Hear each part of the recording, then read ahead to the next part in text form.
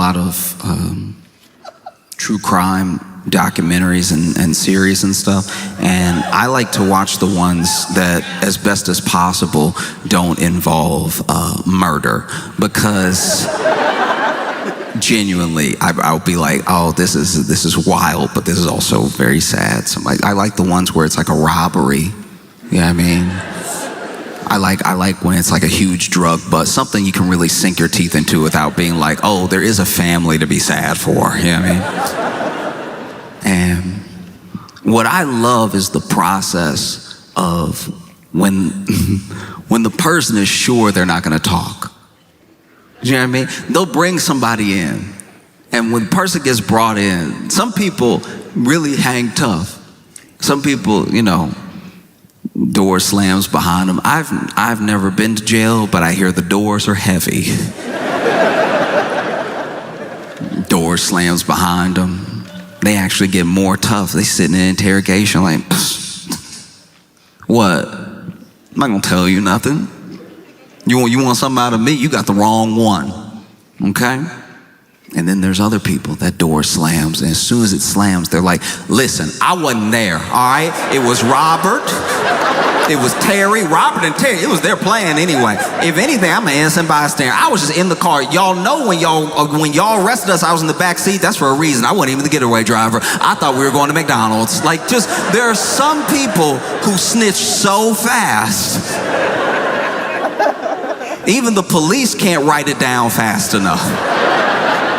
Police are like, well, we got it on tape too, but yeah, this is too fast for the shorthand. Imagine you snitch so fast, you make a cop go, hold on.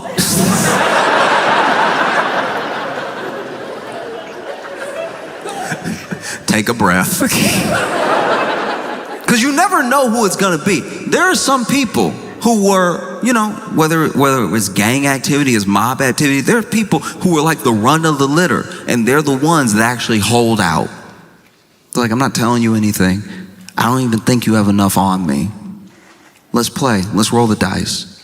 And then there are people, no matter how tatted up, no matter how affiliated, it might even run in the family. They might be somebody who is third generation, but they don't want to be in prison. They don't want to be in jail. And so as soon as they have the opportunity, they tell them everything.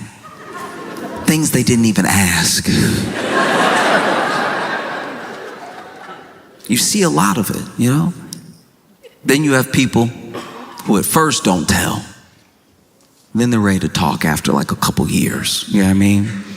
After a couple years, you know, have enough mold on your sandwich that you're like, it's really not worth it. Like, nobody coming to visit me. Like, no. That's what makes me wonder what must be going through Ghislaine Maxwell's mind. You know what I mean?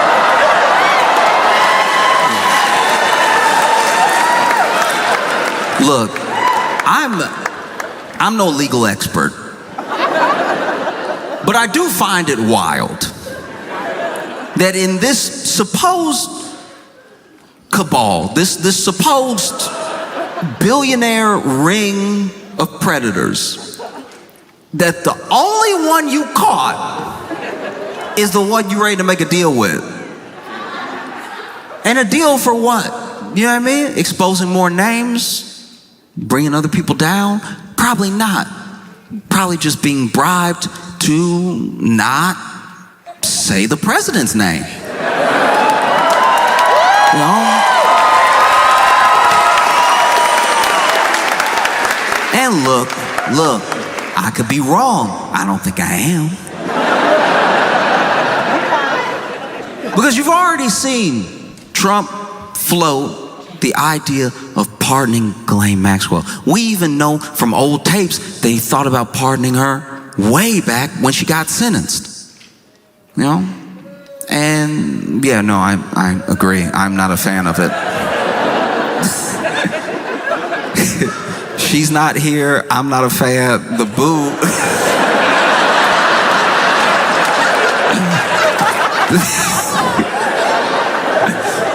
this is somebody's essence being booed. Like,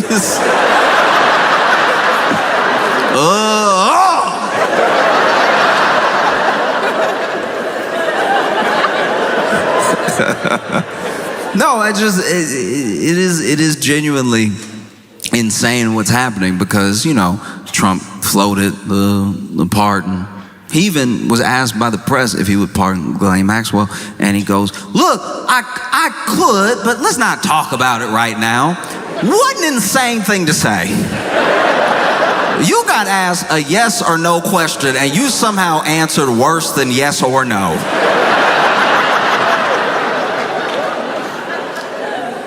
I've never been doing a test and got a true false and put maybe.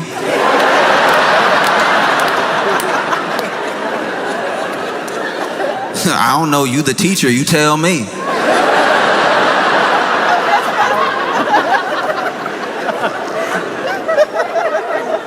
That's insane.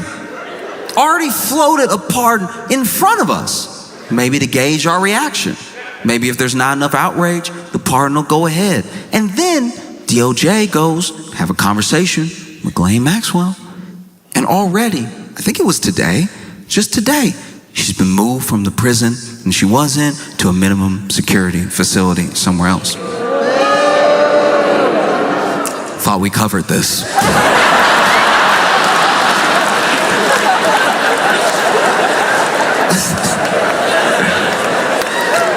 I too hope she can feel your booze.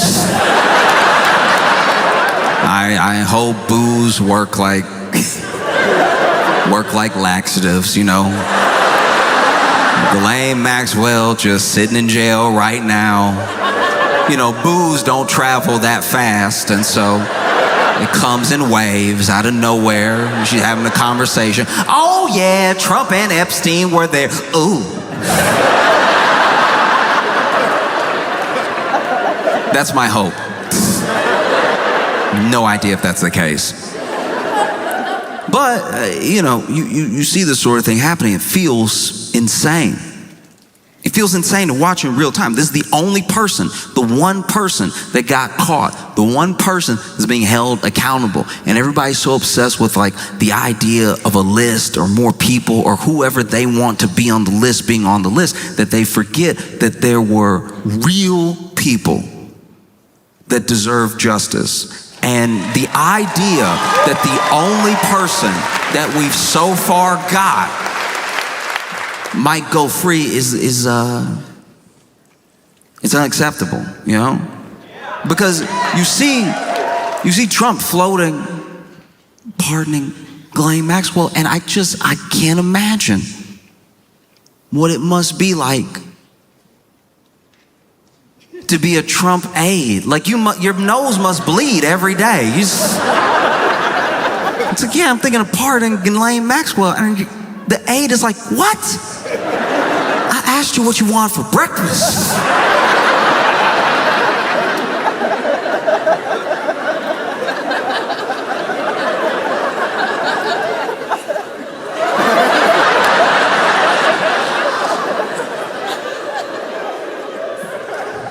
If anything, I think I am a little bit, I'm trying to figure out how to put this.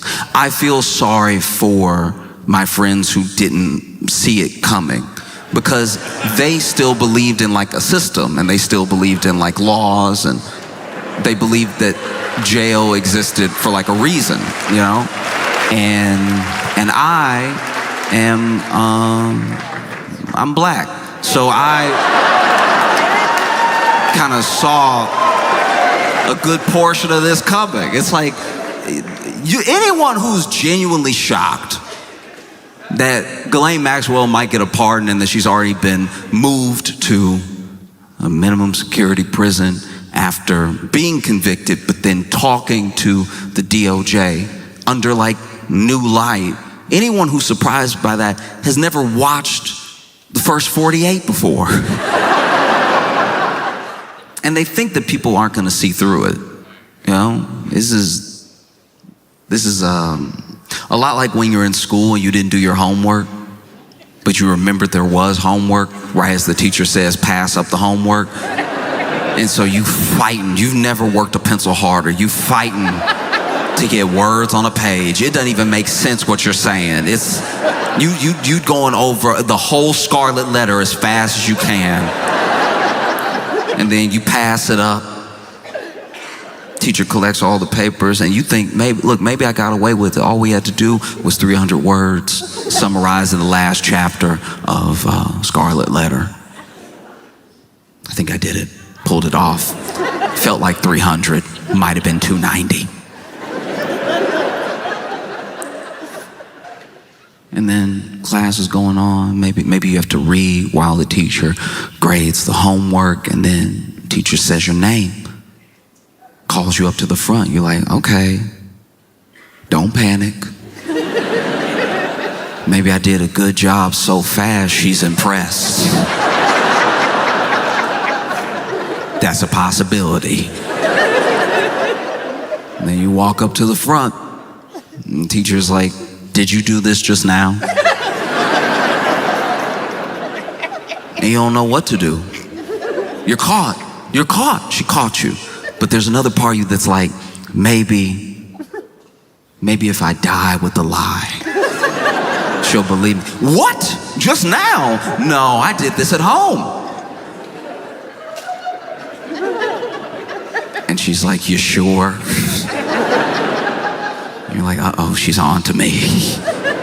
Yes, I did this at home. And then she was like, oh, okay, great, that's good news. I was worried that you did it just now, which means you wouldn't have your math homework. And then you remember that this has been math class the entire time.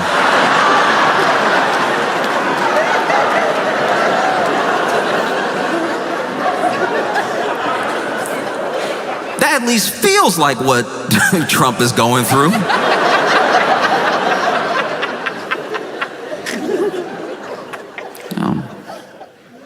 Because if Trump was smart, he would have done all this stuff a long time ago when it could have maybe still been believable. But now, everybody sees through it. Oh, it's crazy. It's so crazy. And then, on top of that, this is already insane enough. Already, there are so many ties to Donald Trump, Ghislaine Maxwell, Jeffrey Epstein, that even a pardon just feels like it would be happening in our faces, right? There's no misunderstanding about the conflict of interest. There's no misunderstanding about what her role is if she does testify in front of Congress or whoever. And there's no misunderstanding about what the quid pro quo is between the two of them. You know what I mean? And even in that moment, on top of all that, Donald Trump floats pardoning Diddy. And it's like, that one doesn't even have anything to do with you. I don't think. Don't you have enough to deal with? That's crazy.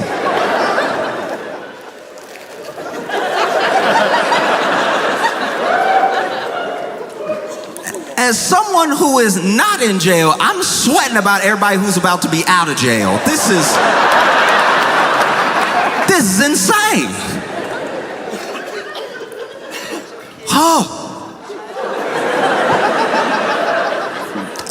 So then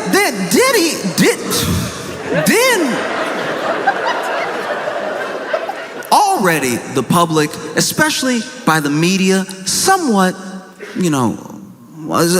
potentially unintentional, but the media did a disservice to the public when it came to Diddy's trial, because there's a lot that we know of Diddy. There's a lot that we know that he did, that he's alleged to have done. And I think that the state put forward a remarkably bad case to try to lock Diddy up, because I think from the public's view, they see the trial and you see it through the lens that the media is selling. The media wants you to keep watching, they want you to tune in every day, and so they make it look like he's about to do 10,000 years, right? They really hype this thing up. They never really mention that all the while the trial is going on, pieces are getting dropped. Left and right, charges are getting dropped. There's things that the state is focusing on. There's things that the state is dropping. There's things that we understand that Diddy is at least allegedly done from all the documentaries that came out. You would think that Diddy was 16 OJs, the way that he had documentaries coming out about him every month. Everything Diddy ever did to anybody, they got their own documentary on Tubi, on HBO, on Hulu. Everywhere. Oh, he hung me out of a window. Like just nonstop stories, right? But it's important to remember what he's being charged with and what he's on trial for. So then things would even come up during the trial. Things that are illegal, that they were just talking about plainly, all to get to the thing he's actually being charged with. So as bad as this testimony sounds, as many things that are going on, you have to remember these are not the things he's being charged with. And I think that media got carried away. I think the news got carried away because they finally had something juicy, something big, something that they knew was going to last for days, weeks, months, that wasn't the same old stuff, something that had a bunch of intrigue in it. Apparently there's all these tapes. Apparently he has all this blackmail on all of Hollywood. There's all these things that were supposed to be coming out during the trial, you know? And then the state supposedly makes their case. They read out the verdict. Everyone is sure that this man is about to do 10 million years.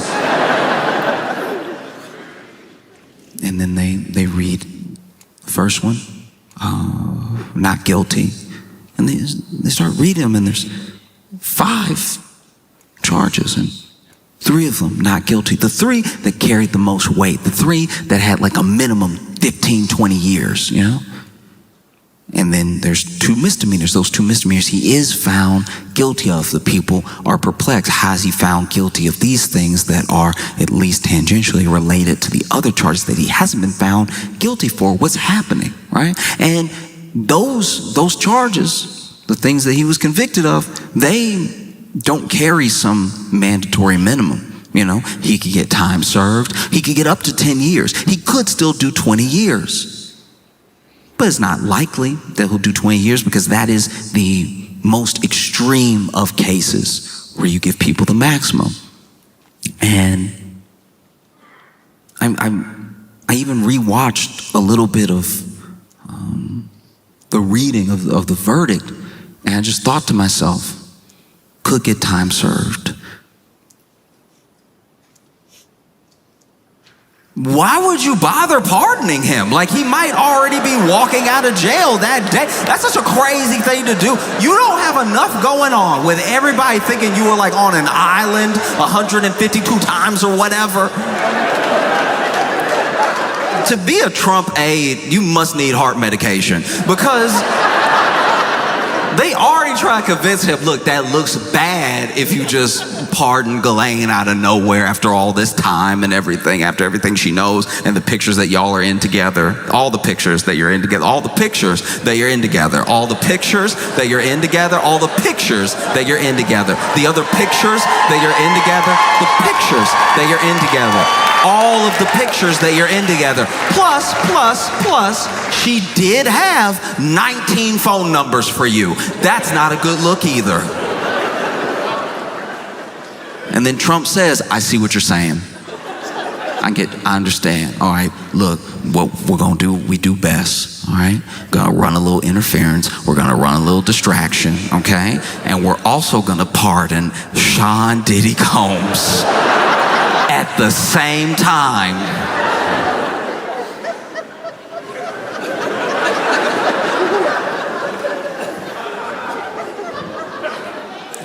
Karen, press secretary, must be fighting demons.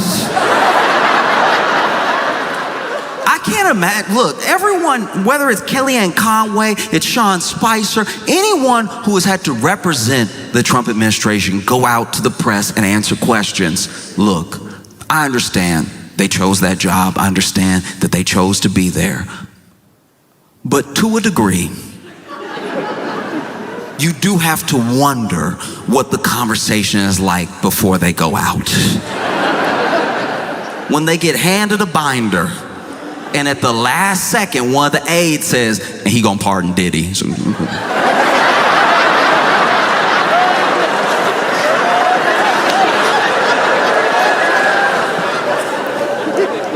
no matter who it was, whether it was Sarah Huckabee Sanders, anyone who has represented the administration on the news or in the press room or anything like that, there's at least been 1 or 2 days where they had a 1,000-yard stare because they were like, how am I gonna pull this together?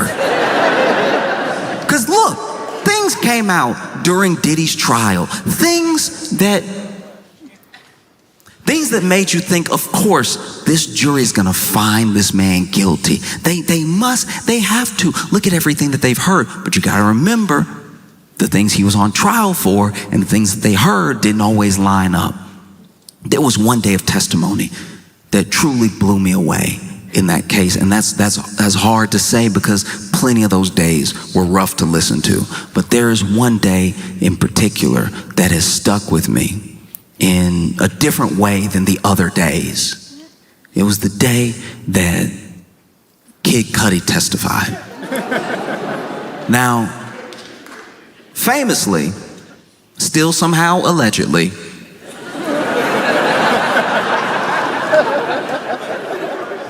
Diddy supposedly blew up Kid Cudi's car. You're bringing the man who has his car blown up to testify. You would think that that'd be one of the charges.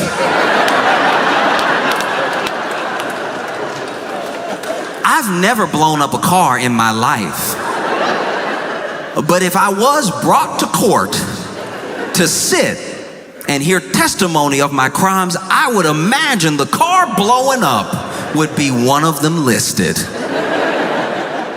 Anyway, they bring in Kid Cudi. Kid Cudi's testifying about the timeline when he dated Cassie, things that happened between him and Diddy. And then he describes a day that is truly harrowing. Kid Cudi is testifying that while he was gone, he was actually, I believe, spending some time with Cassie, that Diddy hears about the relationship, is very upset about it, and Diddy went to and broke into Kid Cudi's house, right? So already, Diddy in your home, that's terrifying.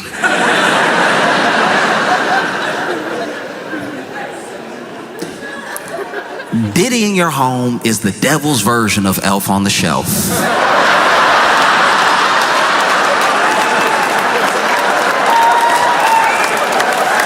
You don't know what he gonna do. You don't know where he gonna be.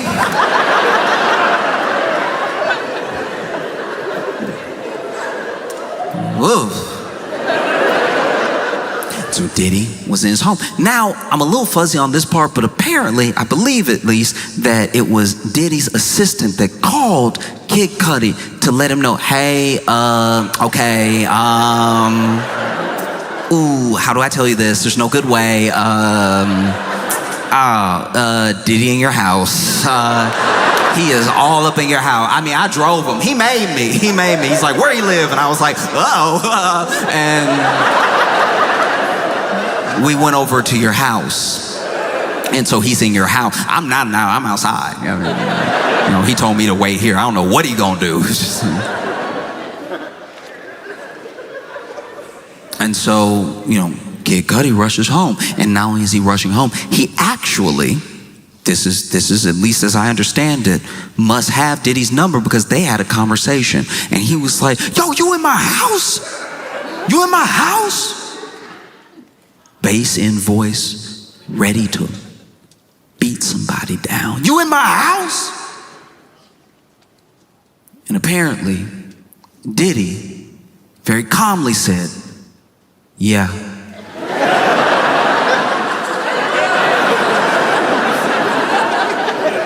Kid Cudi better than me. If it was me, I wouldn't have a home anymore. If it was me, I'd be like, all right, then you got it, then that's, I mean, if you're already there. Someone breaking and entering into your home and then calmly telling you they broke and entered into your home is more terrifying than I think y'all are giving it credit for. Because then Cuddy, apparently, according to testimony, was like, I'm headed there right now, like ready to really beat this dude down, right? And then Diddy said, okay, I'll be waiting for you.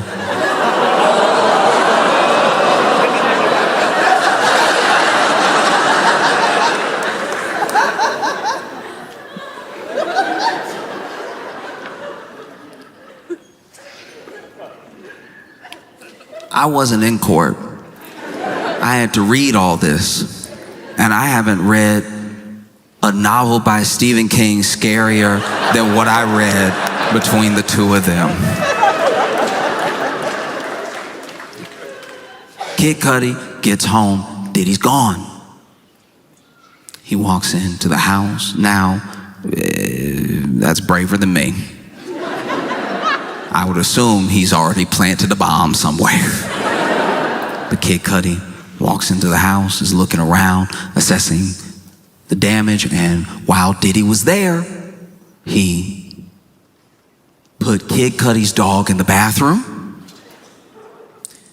then opened all his Christmas presents and left. That is so insane. We are dealing with pure evil. That is so insane. Open all his Christmas presents.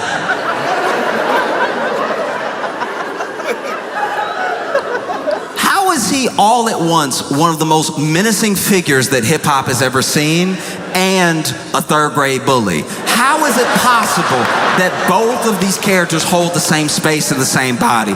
Because that is so particularly evil.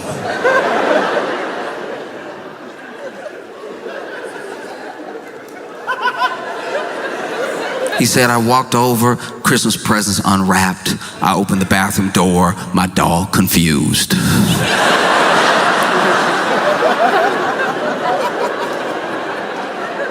And why wouldn't the dog be confused? Let's, for a moment, if you will, put yourself in the dog's paws, all right? You're a dog. You a dog. You're a dog. And you're at home, chilling, as you should be. And then the door opens. Oh, Papa? No, it's not the owner that you love. It's Sean Diddy Combs. I don't know what type of dog Cudi has. I don't know if it's a Scooby-Doo type dog, but I imagine any dog would be like, ready?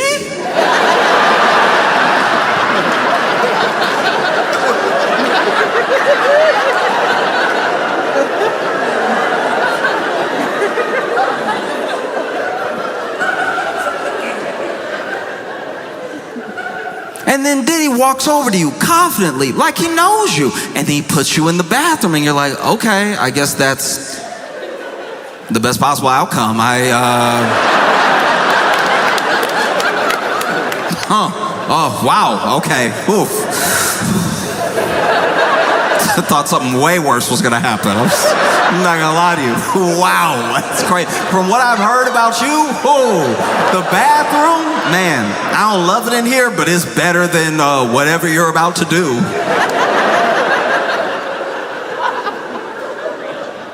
And then Sean Diddy Combs opens all the Christmas presents and goes, well, my work is done here, and exits. This is how evil what he did is. He already messed up the call to the police.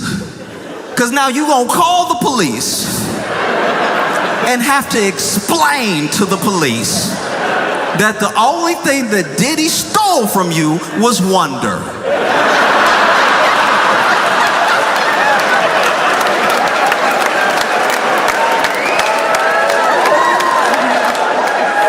Imagine that call to the police. You gotta call the police and tell them that Diddy, and the police are asking you very reasonable questions. They're over here like, is he still in the home? I don't know. Hopefully that would make this whole thing a bit more serious. Right now he's left it at hilarious, which is a sick thing to do.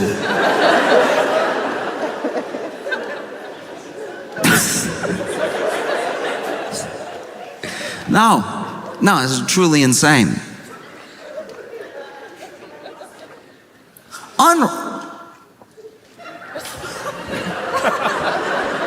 Not even destroyed, unwrapped.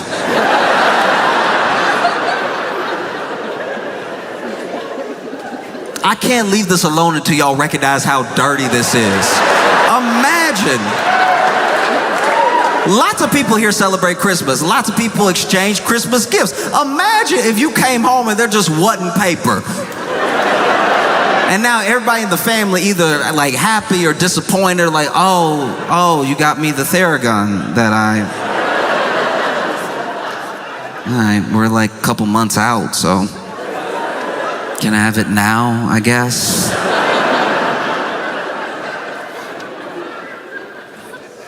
Truly an evil man. And Trump is floating, pardoning Diddy.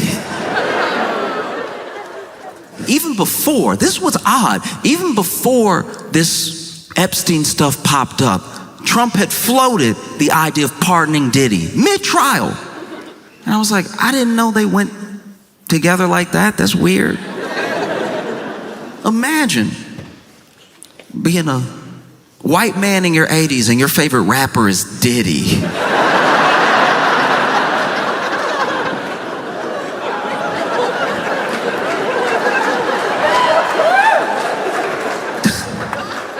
No Raekwon, no Rakim, no Run DMC, Diddy. Okay. And even then he had floated the idea of pardoning Diddy. And who knows, maybe something happened. Maybe some money exchanged hands. Maybe somebody said something to somebody and started it in motion and everything. But I can tell you this, justice system aside, the only person working hard to make sure that Diddy doesn't get a pardon, it isn't the state. No.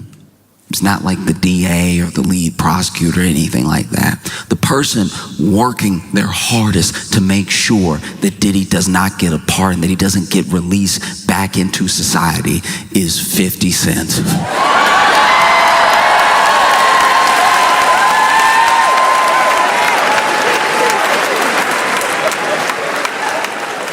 50 Cent was so excited when Diddy was arrested. There's a video. You can watch the video. It's about 8 seconds long, but it's very, very funny. And it is 50 Cent laughing in the car when I guess he heard the news that Diddy had been arrested. And this man is chuckling. The joy on this man's face. And then he's chuckling to himself and he goes,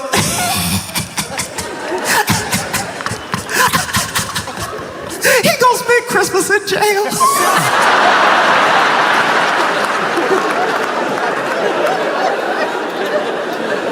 I've never hated anybody that much. That's so good. Oh, he gonna spend Christmas in jail. He was laughing hard. He was laughing the way that sitcoms used to make people laugh. Like, just, Christmas in jail. And so when 50 Cent heard that Donald Trump was floating pardon for Diddy, he went to work. He did what he does best. He trolled. 50 Cent just started posting everything bad that Diddy ever said about Donald Trump and tagging Donald Trump.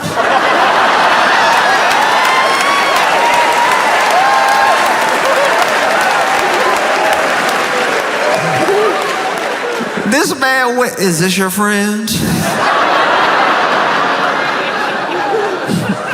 I wouldn't do that if I was you, Mr. President. You won't believe what he said about you.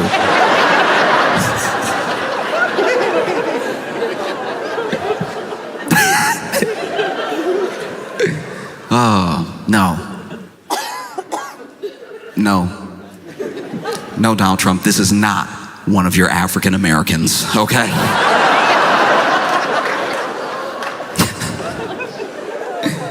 It's been tough. I've been trying to find, like, really, whether I'm reading or I'm watching, I've been trying to find pretty much any news story that isn't about Trump and Epstein, you know? And I came across one that genuinely shocked me in Florida. They, yeah. In Florida, the Tallahassee police arrested Chuck E. Cheese at Chuck E. Cheese.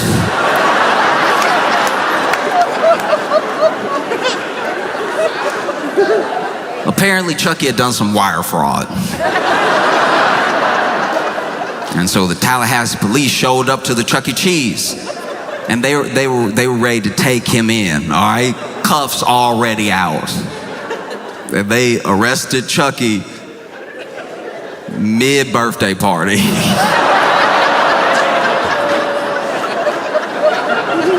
You couldn't wait an hour and a half? You know where he is. It's not like he's gonna get far in the costume. They arrested Chucky. Those poor kids.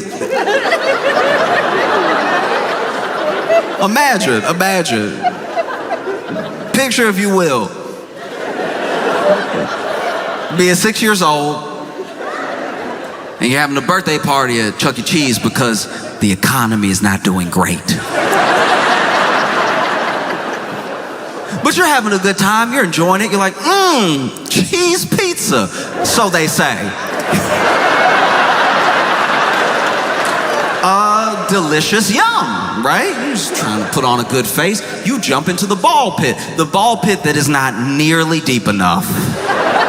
The ball pit that is full of children under the balls because every kid thought it was the funniest thing in the world to pop up out of the balls, but that meant that the ball pit was actually a hard surface because it's made of bodies.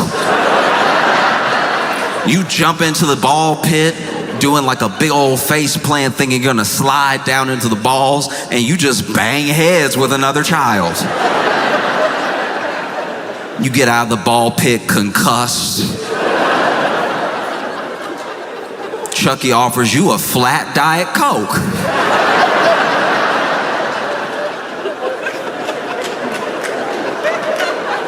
Look, there's a hierarchy to costumed mascots. Now, the most athletic are gonna go to teams. You ever been to a sports game and you see their mascot stretches before, they doing wild moves like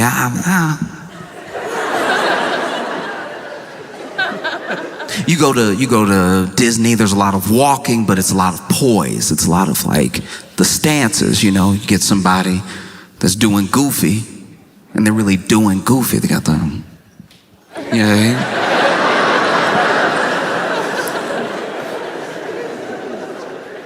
Chucky.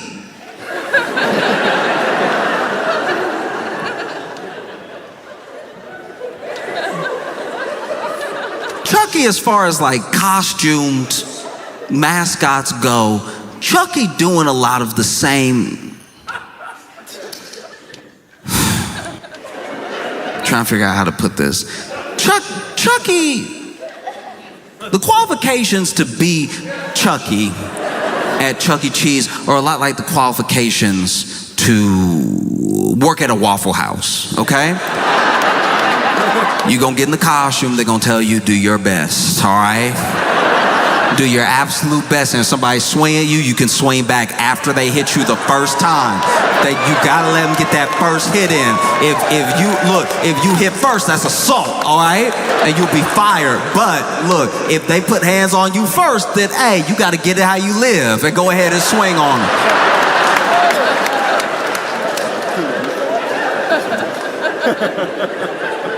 So imagine you're surprised when at your 6th-year birthday party, you're celebrating 6 years on this planet, and it hasn't been a great 6.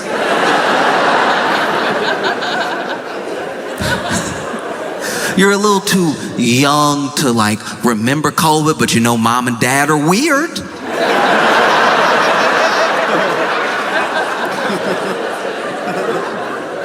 You clapping with your friends.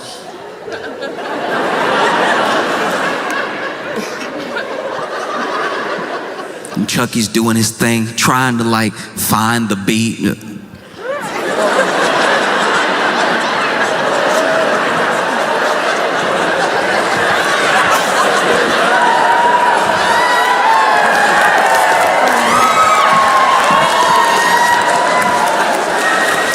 And you're like, I think he doing something. I can't tell. And then the Tallahassee police walk in. And they cuff Chucky right there in front of you for wire fraud.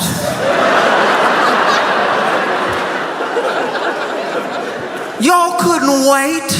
You know where he works. He wasn't gonna get away. No, we gotta cuff him right now in front of the children. Traumatize him. Nah, forget these kids. We gotta dish out justice real quick. Now the kids distraught. They over. You know that? Okay, all right.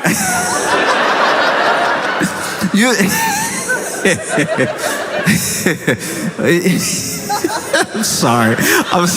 It's funny because it's I can see the kids being like, what'd he do?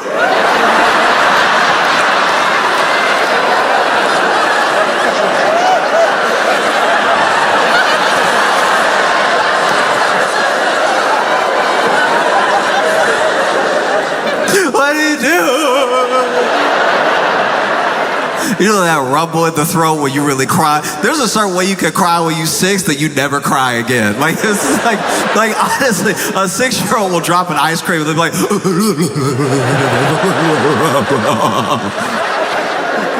just mixing Disney voices, half Ursula, half Jafar.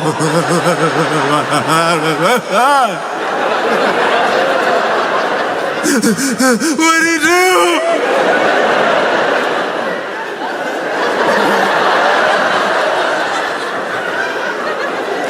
Let him go, he ain't did nothing. Kids out here vouching for him. He was here the whole time.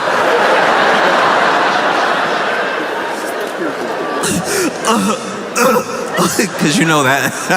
You know when a kid cry long enough, they start coughing. When a kid get real upset and they full of mediocre pizza.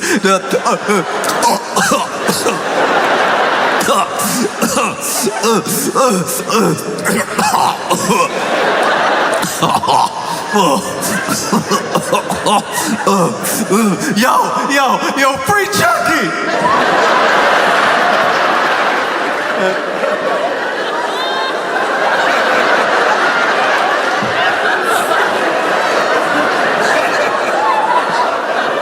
Yo, free Chucky! Oh. Now you getting arrested at Chuck E. Cheese, they perp walking you slow just to embarrass you. Y'all really couldn't wait till he got out the costume too, because you know he can't walk fast with those feet. He still got the costume feet on and everything. So now they over here.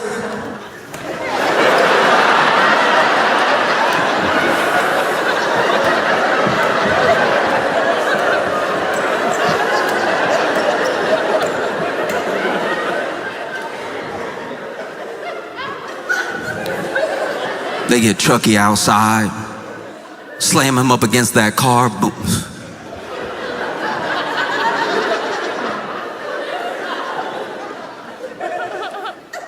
Patting Chucky down. Why you need to pat Chucky down? That would be wild though. Chucky had like a full-on Glock on him, like this. That would be crazy. If Chucky he doesn't care where he is. He could be at Chuck E. Cheese. He could be in the streets. He keep that thing on him.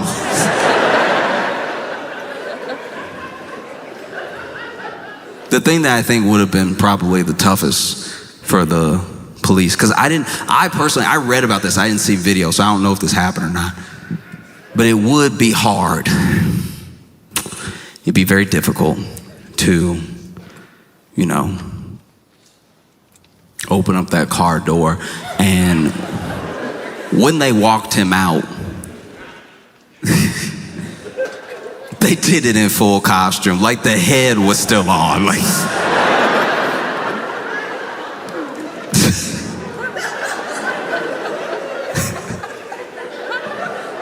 that's crazy. This is a personal vendetta now that you have with Charles Entertainment Cheese. That you couldn't at least take the head off in Chuck E. Cheese. Imagine they take the head off. I mean, I'm sure the kids would have been more upset. Chucky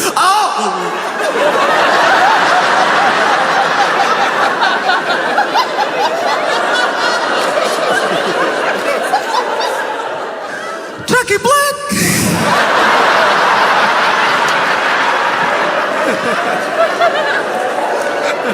I could have sworn. Anyway. Look, there's not full video that I saw. This is all what I've read, but it's gonna be hard to put your hand on the back of Chucky's head and get him in the car without it looking like police brutality. Because it's not gonna fit. The head is too big. So now you over here, watch your head.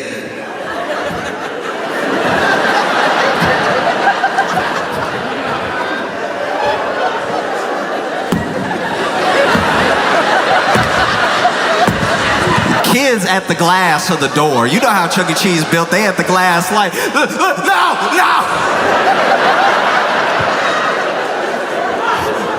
They beat up Chucky. Police like, no, I'm not. I'm trying to get the head in. No, he won't fit. He can't even feel it like that. No, don't do that. Everybody start recording. Look what they doing to Chucky, y'all.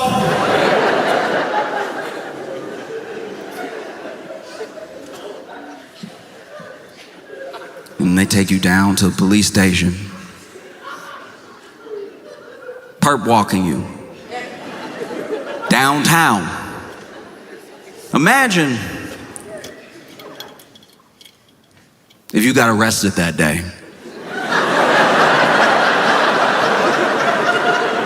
For possession of illicit substances. It could be anything. It could be acid, it could be shrooms, it could be anything.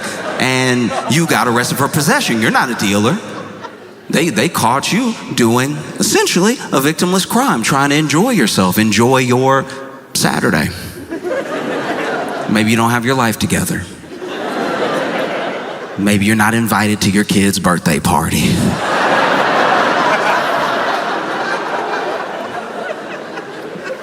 And you get arrested, you're sitting downtown, waiting to be processed, and then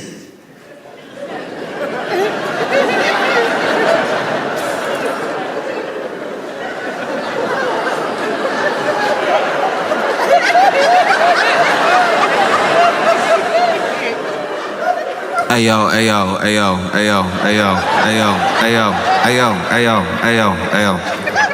I know I got a right to remain silent.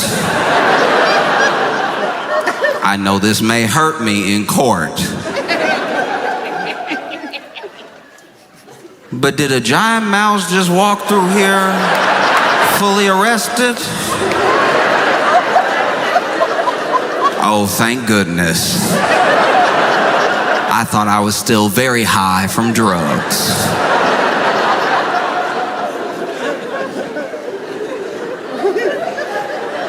It's insanity, you know what I mean?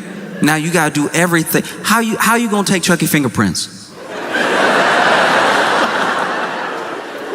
These aren't even functional. I don't know if they feet or hands, but they're not.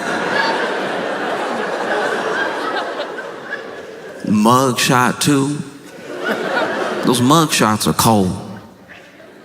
They're just like, ready, face me.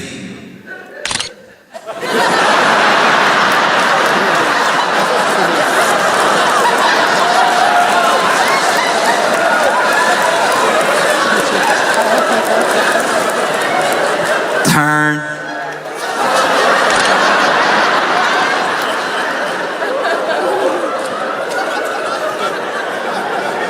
Turn.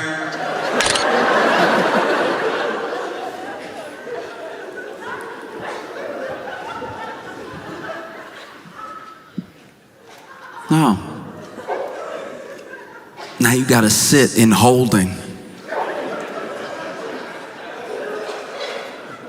Imagine all you did was get a little drunk. Maybe you get into a fight at a bar, you sitting in the drunk tank, and the only other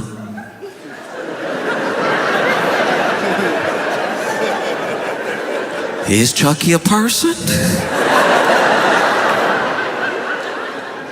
Nobody else in there but you and Chuck E. Cheese.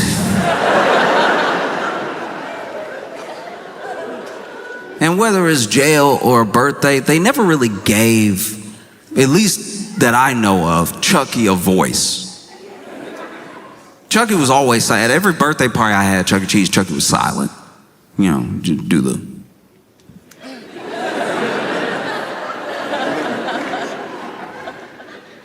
Imagine you're sitting there with Chuck E. Cheese in jail. You're wondering how your life took this turn. You look over at Chucky, and Chucky mad. Chucky like, you know, I thought I had that wire fraud on lock. I'm wondering who snitched. I'm wondering what went wrong, yeah? You look over at Chucky, and Chucky's like, what you looking at, dog?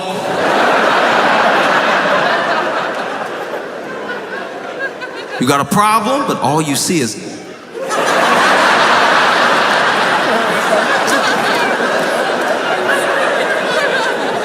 Yo, you want step?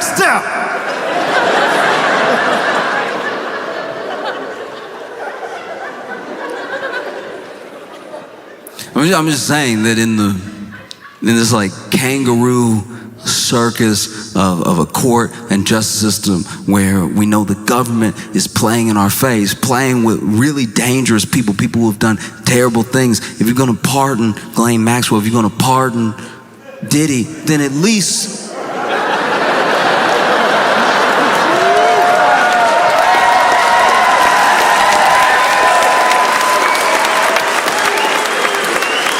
yo, free Chucky, all right? Denver, y'all been phenomenal. Thank you so much. I appreciate y'all.